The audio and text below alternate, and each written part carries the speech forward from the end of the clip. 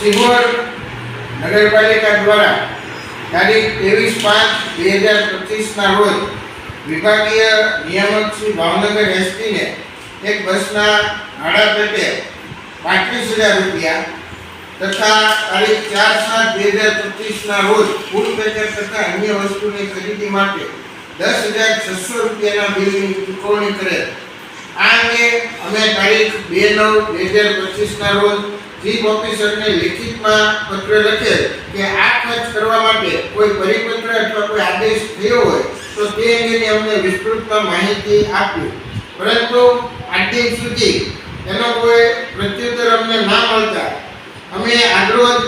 પ્રાદેશિક કમિશનરને પત્ર લખ્યો છે અને આ અંગે જાણકારી આપી છે અને પ્રાદેશિક કમિશનરમાં રજૂઆત કરી છે કે આ અંગે યોગ્ય તપાસ કરવામાં આવે અને જો કોઈ નાણાકીય